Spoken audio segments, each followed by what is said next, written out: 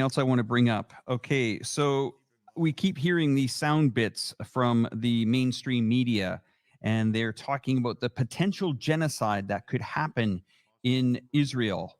And I saw an interesting comeback to that. They were saying, why is Israel deflecting everybody, saying that this potential genocide is happening when there is an actual genocide happening in Gaza as we speak?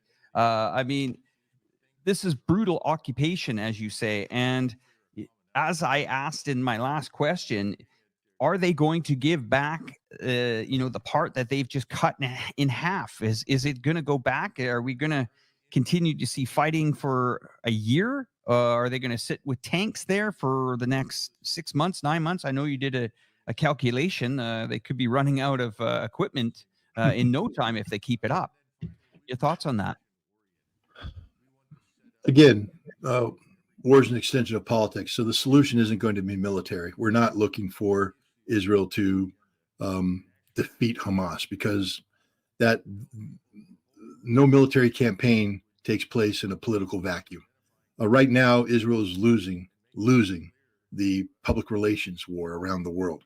More and more nations are starting to sever diplomatic relations with Israel. The United States is in a quandary of what to do, how to do, because we're paying a heavy political price as well, because we are guilty by implication in terms of our support of Israel. And so there will be a political solution. And that political solution will involve a ceasefire. It'll be very difficult for Israel to continue military operations after a ceasefire begins. I'm not saying that they can't. Israel's shown a proclivity to do what they want. And we're looking at a panicked Israel. But again, the other thing about politics here is that Benjamin Netanyahu's government is on the verge of collapse. They were on the verge of collapse prior to October 7th. You have large numbers of Israelis starting to protest outside of Benjamin Netanyahu's residence, calling him a war criminal. The narrative is falling apart inside Israel as they become face-to-face a reality that a significant number, maybe even the majority of Israeli civilians killed on October 7th weren't killed by Hamas or other Palestinian fighters, but rather by the Israeli soldiers who were overreacting violently. Stories come out about a woman, part of 20 civilians held in Be'eri kibbutz by 8 Hamas fighters who were trying to surrender, but the Israeli Defense Force came in and fired main tank rounds into the building, killing 18 Israeli civilians, all 8 Hamas people. The 2 survivors were one seriously wounded Israeli woman and one Israeli woman who was uninjured and is talking now about her experience. The head of the Be'eri kibbutz talks about the indiscriminate fire of the Israeli force that killed the majority of the dead in Be'eri. Words coming out now about the rave in the desert, that many of these people were killed in the crossfire between Hamas and Israeli security forces. That the Israeli government, through its panicked overreaction to what happened, because they didn't have a plan. You read about the stories about a brigade commander who says, I got a phone call, things were going bad. So he gets in his car, he throws in his gear, he gets to his car, he comes to a truck stop, he finds 2 more guys, gets in, he goes in, they set up an ad hoc command post. There's no coordination. They're just going forward. You got to be impressed with the courage of these guys going forward, but they don't know what they're doing. And because they don't know what they're doing, they're running into an enemy. They have no idea who the enemy is, how many of them are. And so they overreact. Every potential firing point, every potential point of conflict gets overwhelming fire superiority to put on it to kill. And sometimes it didn't work. They lost a lot of guys doing this. But the fact is, when the truth comes out about, who killed what on October 7th, it isn't going to be pretty for Benjamin Netanyahu and his government. He's already under attack for rewriting Israeli basic law, separating the judiciary, eliminating as an independent branch of government, subordinate to a politically motivated legislature who can impeach any judge who does things that are deemed to be political in nature, such as, for instance, holding Benjamin Netanyahu accountable for the corruption charges that have been filed against him. He's out. There's already there's movement in the United States to get him to step aside. What happens to all these statements that Benjamin Netanyahu makes today, and then he's out next week. I don't know how long it's going to take him out, but he's out. He's finished. He's goodbye. The next guy comes in. He's not bound by what Benjamin Netanyahu said. He's not bound by any of those policies. There will be policy changes. And when that happens, this whole conflict gets redefined. It becomes more of a political problem than a military problem. Right now, Israel is trying to make this a military problem. It's an unsolvable military problem. They themselves admit they don't know what they're doing. But I wouldn't lose too much sleep over that. We can do all sorts of military math projections, but nothing takes place in a political vacuum, especially in the Middle East, especially that involves Israel. Israel is losing the support of the world. Turkey's making a lot of move, but they may become militarily involved, meaning that if this continues, Turkey will have to intervene militarily to get humanitarian goods in. Does Israel really want to go to war against Turkey? And if Turkey gets involved militarily, we don't know what's going to happen with Egypt, with Syria, with Jordan. So, Israel, Israel has no strength in this, no say in this. They're managing a disaster. They're trying to manage the collapse of a building to prevent a total collapse, keep it limited to the upper floors. The United States is working with them in this regard. I think the United States is trying to get into position to where they can stabilize this and claim some sort of political victory through the stabilization process. But at the end of the day, you're going to get a prisoner exchange. You're going to get a redefinition of how Israel behaves on Al-Aqsa Mosque, and Hamas is going to continue to be in a major player in Gaza, and there will be a Palestinian state, and that's a defeat for Israel. Scott, I want to bring up now on this program, I'm not sure if everyone's aware of it. Let's talk about your work with Jeff. If you're comfortable with that, we can tell the audience about your appearance on Ask the Inspector. Can we talk about that program a bit and when it happens during the week and how people can find you? Sure. Jeff Norman is a old friend of mine. Our relationship goes back to 2002 when we're trying to stop a war in Iraq, to stop the invasion. And in 2003, Jeff started organizing events. He was organizing one. I think we first physically met outside of Crawford, Texas, where Jeff had put together Cindy Sheehan was down there she's the mother of an American soldier who died in the invasion. So she was camped out outside of Crawford, outside of Bush's home, trying to have him answer questions about why her son died. And so we were doing a gathering, a speaking event at Southern Methodist University, which is near Crawford. And that's where Jeff and I first met. And it was a success. We felt like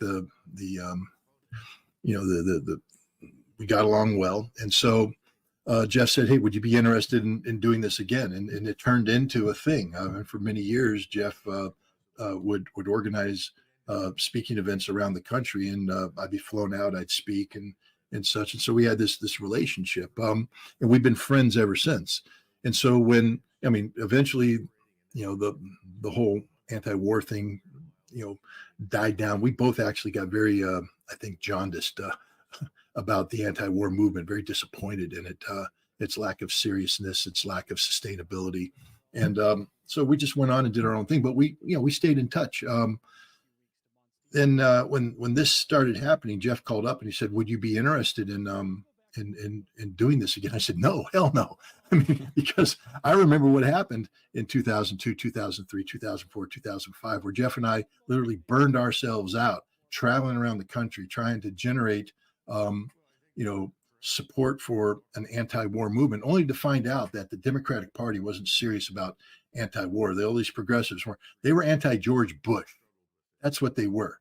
But as soon as it became a Barack Obama thing, they weren't anti, they were pro. They started supporting the same policies they were condemning. And I said, "This is enough hypocrisy. I'm done with this." So I said, "I really don't want to do this again." And especially at least back in there was some people who were opposed to the war in Iraq. Now I'm out there articulating that the United States is wrong about Ukraine, about the Ukraine conflict. And there ain't nobody in America, not too many people sitting there saying, "Yeah, we're on Scott's side." And I'm like, do I really want to just set myself up like that, like teeing it up on a baseball on a tee for T-ball and just let everybody come in and take a swing at me? I'm not really thrilled about that. But as Jeff said and other people said, it's the right thing to do. And, I was one of these people that said, if people want to talk to me about this, trust me, I never called up anybody. Alex, you can attest for this. I didn't call you up and say, "Can I come on your show?" People call me.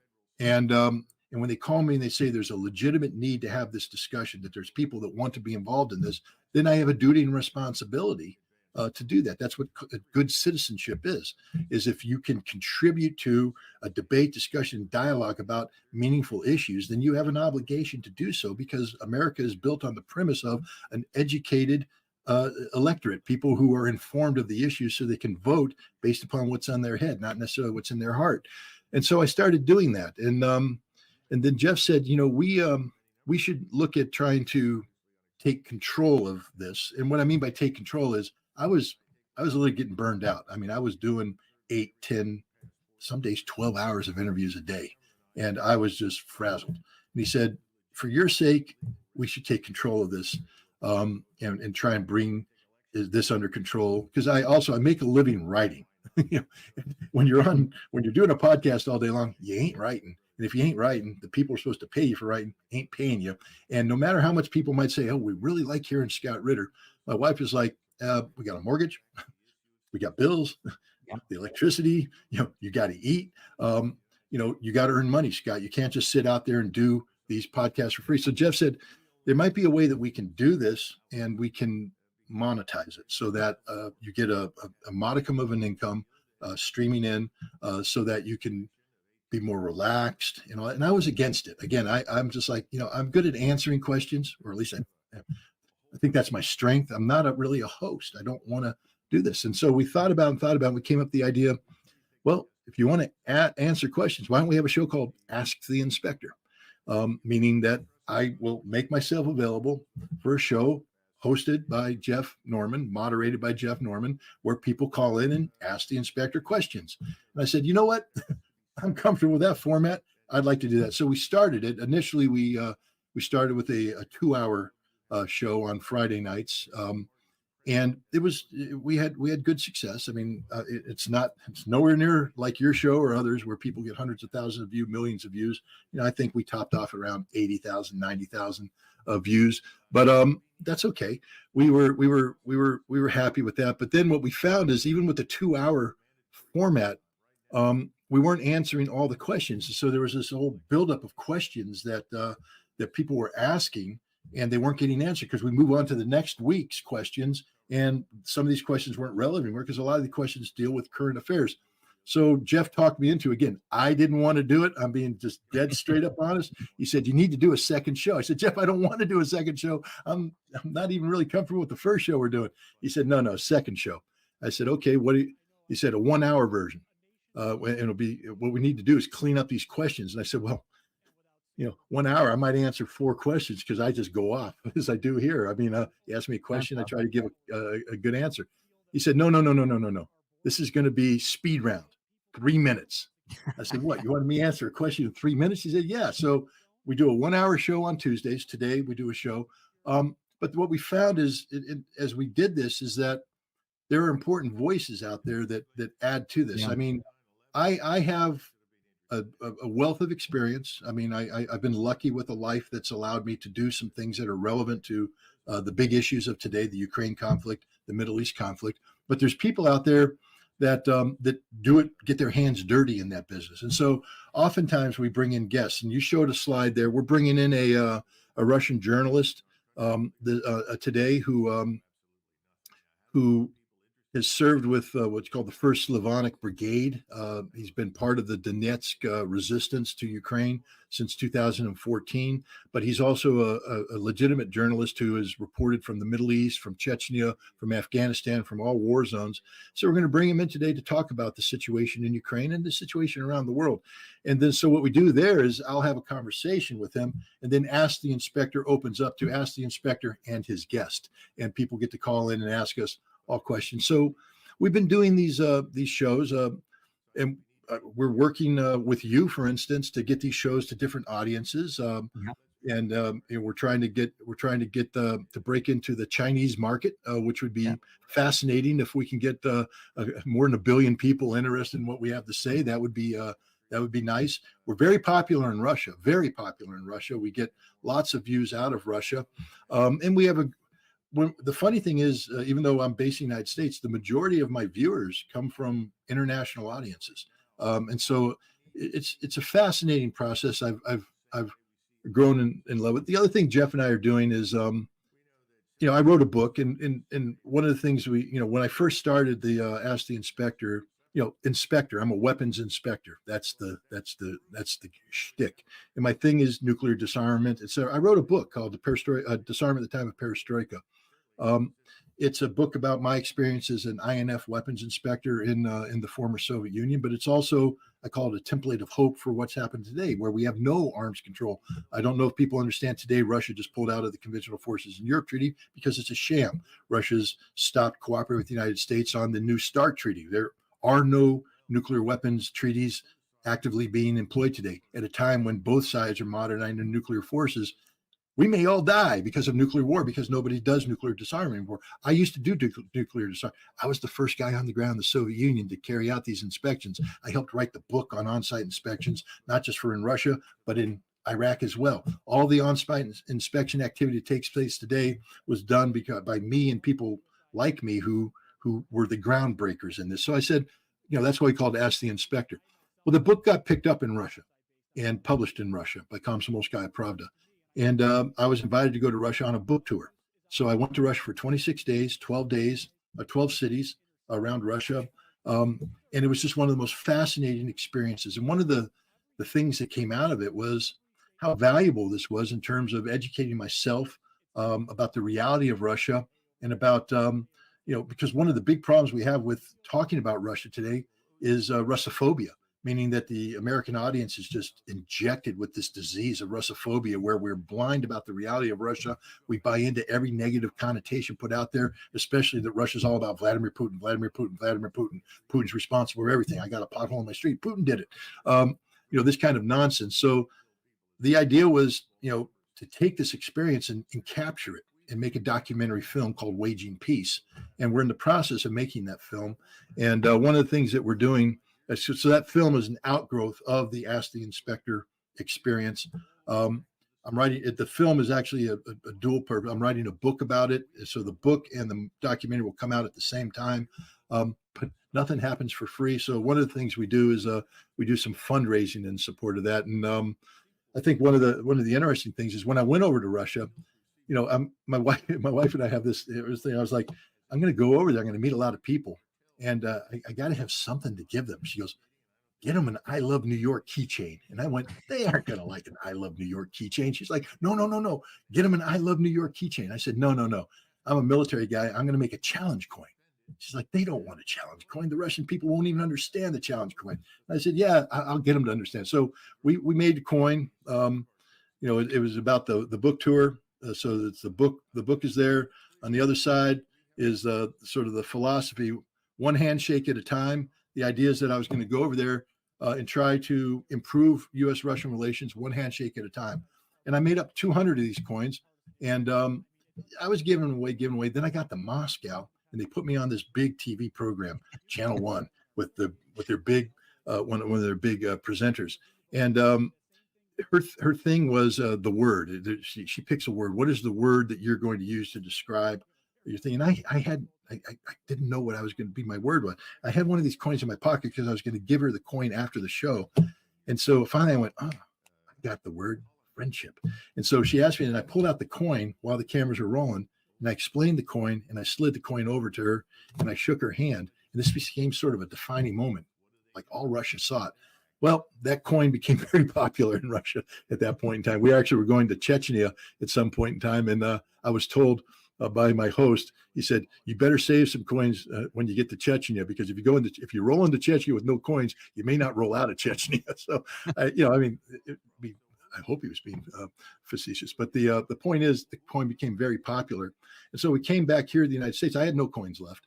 And I talked about it with Jeff, and people, I wrote an article about the coin in my Substack, and people said, hey, how can we get a copy of the coin? I'm like, well, you can't get a copy because we got rid of them all.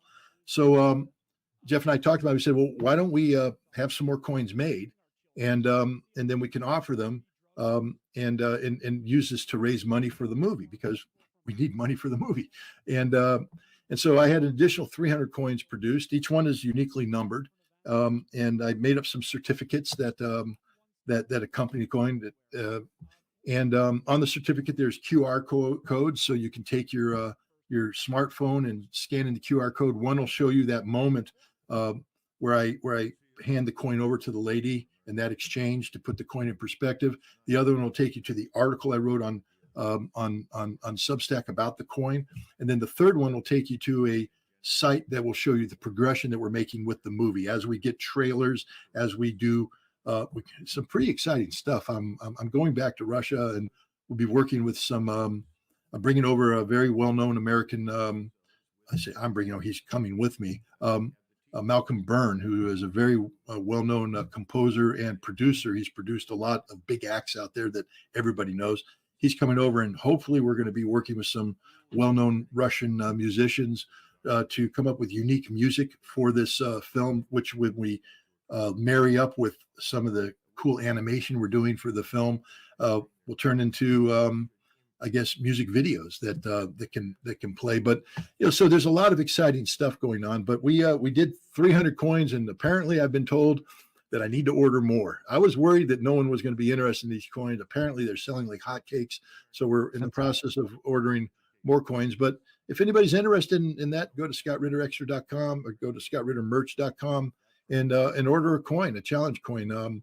It's a cool symbol of what I'm trying to do, improve U.S.-Russian relations. Let me give you a secret about the coin, though. If you order the coin, and I'll have the list of names, you better carry it on you if you ever meet me, because the way the challenge coin works is that if we're in a bar, and I think I know you got a coin, I know you physically ordered one, and I got my coin in my pocket, I've got to make a gamble right now. Do you have the coin or do you not? If I don't think you do, I put my coin on the table, slide it to you, and if you can't produce your coin, I drink free all night. That's the whole purpose of the challenge coin. I drink free all night. Now, if you go, aha, and you put your coin on the table, you drink free all night. It's a challenge coin. It's sort of a gimmicky thing. The military did. Every fire department that I worked with in the United States had a challenge coin. A lot of non-military people are starting to come up with challenge coins. It's a cool thing. You don't have to drink alcohol. You can drink Diet Coke. You can drink water. It's not about getting drunk. It's about the concept of something that links us together in a joint cause. So this is a challenge coin related to waging peace, making a friendship between the United States and Russia, one handshake at a time. And if you'd like one, order one. It'll definitely help them the movie. So the viewers, and thank you for that, Scott, as well. Everyone, you know where to get that coin. You get it at, let me just pull this other banner off there. You get it at scottrittermerch.com, as well as all the viewers right now. Just earmark this website here, U.S. Tour of Duty. Don't worry, I've put it in the link of the description of this live stream. So after the live stream's over, go directly to that YouTube channel, subscribe to it, and there will be a show, I think, there today already for you guys. So, that's quite the good deal if you want more of Scott. And I tell you, Jeff is a really awesome guy. We are making inroads into China for Scott here, working with Scott to get that voice out all over this country. And you think you sold out some cities in Russia, you're definitely going to sell out some cities here in China. There are people that are watching your videos. The audience is building by the day. Scott, what you're doing is absolutely amazing. Let's get back to a couple of questions here now that I had throughout the show. Someone wanted an update on Ukraine, saying that is the end near for Zelensky, and is the money drying up? Maybe you can help us see the light of day on this issue. I will. I just want to answer. My wife told me a long time ago to stop reading comments in the thing, but every once in a while I see one that just cracks me up. It was somebody who I invited to a debate earlier, but is he in our thing today? They're in there. The question was from El Hartuv. Let's drink Maccabee beer, Scott. And I guess the comment is about that, but I would drink Gold Star, not Maccabee. I'm familiar with both. Like I said, I spent 4 years in Israel, and I drank a lot of Gold Star beer with my Israeli friends, my Israeli compatriots, my Israeli colleagues. So nice try, but I'm ahead of you there. So now your question about Ukraine and about Zelensky. I I've been saying for some time now that again, the same framework of calculations that goes into assessing the Hamas-Israeli conflict can be used with the Ukraine-Russia conflict. War is an extension of politics by other means, meaning that there will always be a political solution that is linked to the military activity. Russia has defined its two principal goals on Ukraine: demilitarization, that is to get rid of NATO military influence in Ukraine, and denazification, which means to get rid of the Banderist ideology. That is Stepan Bandera, a Ukrainian nationalist who rose to prominence in the 1930s and the 1940s. Was collaborating with Adolf Hitler in the Nazis to kill Jews, to kill Poles, to kill Russians. Afterwards, he moved to Germany, where he worked with German intelligence, British intelligence, French intelligence, and American intelligence to facilitate an ongoing Cold War conflict where the intelligence services would use his stay-behind forces in Ukraine as a mechanism of disrupting and destabilizing the Soviet Union. By 1953-54, these forces had been wiped out, but Stepan Bandera still lived in Germany. He was assassinated, I believe, in 1959 by a Soviet agent. But the point is, denazification is about getting rid of Bandera. People may not know this, but Bandera is a national hero in Ukraine. So they literally glorify a man who collaborated with the Nazis to kill tens of thousands of Jews, hundreds of thousands of Poles, hundreds of thousands of Russians. They have streets named in his honor. They have statues, monuments in his honor. And the underlying philosophy of Banderist ideology is the supremacy of the Ukrainian race, which leads them to view the Russians and the Poles and the Jews as subhumans. So the Russians are saying, that's done. We're getting rid of Nazis, and Banderists are Nazis. That's a political solution. So the military process has been taking place. And I said, early, starting in January, I said that the military math will not play out well for Ukraine. And if things keep going the way they're going, Ukraine will exhaust their ability to sustain this conflict in a meaningful fashion by late summer, early fall. Well, I think we're into mid-fall right now. So I've been off by sort of a half a cycle. Call me the world's worst analyst if you want to. I'll take the hit. But the exhaustion has occurred. There is nothing left for the Ukrainian military, and they're in the process of trying to seek what they call a freezing of the front. But Russia's not going to accept the freezing of the front because, as I pointed out, as Ukraine burns through their resources, Russia continues to husband theirs. And now Russia is sitting on a force of 200, 300,000 men that have yet to be committed to this fight, who are now going to be committed to this fight. And they're going to begin the process of pushing the Ukrainians back gradually. It's not going to happen overnight. It's going to be a gradual push throughout the fall into winter until the Ukrainian army collapses, and they will collapse. So that strategic defeat that I predicted in January has occurred right now. Even General Zaluzhny, the commander of the Ukrainian forces, has acknowledged it. He gave an interview where he said, we don't have anything left. We've got nothing. The Ukrainians right now are begging for money, not just for money. If you can't give me money, give me credit. I mean, imagine if I went to the bank, broke, over leveraged. I borrowed everything, and I went to the bank and I said, I know I mortgaged my house, and I know I owe you a lot of money on that mortgage, but hell, let me mortgage it again and just give me money. Give me money. No bank would do that. So no one's going to give Ukraine money. It's a lost cause. Zelensky gave an interview in The Economist, or no, was it The Economist or Time Magazine? It might have been Time Magazine. I think it was Time Magazine, where if you read it, it's just pathetic. It's pure pathos. He's a man who somehow continues to believe in the fiction that was created to build him up to begin with. He believes that he is the savior of Ukraine, that he's the man that's going to get this done, but nobody wants to meet with him anymore. Nobody's talking to him. Nobody's giving him money. It's over for Zelensky. So what we're looking at right now is from a human perspective, very sad collapse of a man who was put in an impossible situation from the start. He's collapsing. I don't know if he's going to survive this. Right now, we're looking at the beginning of what I think will be a military revolt against him. If this isn't managed properly, you could see a coup in Ukraine where the military comes in and takes over a government that's no longer functioning properly. And then the question is, are they going to take over to try and continue the war? Or are they going to take over to try to, bring this thing to a negotiated outcome? But at the end of the day, Russia's going to get everything they asked for. They're going to get the destruction of the Ukrainian army, because that which they don't physically destroy will be called upon to disarm. If you touched a piece of NATO equipment, you're done.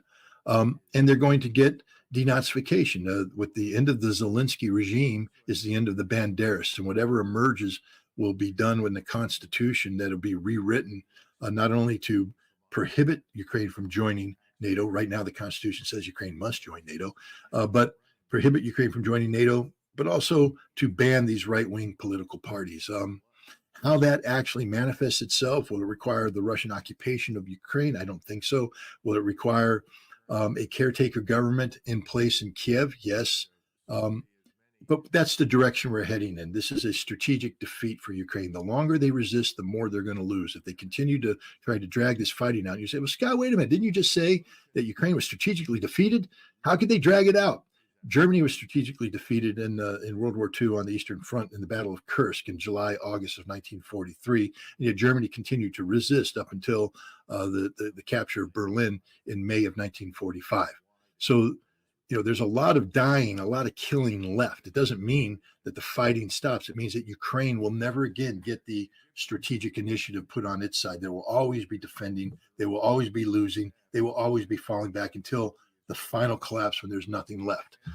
That's the direction they're heading. If they want to drag this fight out, they're going to lose Kharkov. They're going to lose Dnipropetrovsk. They're going to lose Mykolaiv. They're going to lose Odessa. They may lose Sumy, Chernihiv, other places. Medvedev's talked about Russia being prepared to take 5 additional oblasts. And when they take them, they'll never give them back. So that means that Ukraine goes from losing 20% of their territory to around 50% of their territory, and they'll never get it back. Hopefully there's a Ukrainian general out there. If you listen to this program, now's the time to act, guy. Because right now, if you act, you can still get Kharkov back. It's not reached that moment of no return. The Russians will leave Kharkov if they get the settlement they want.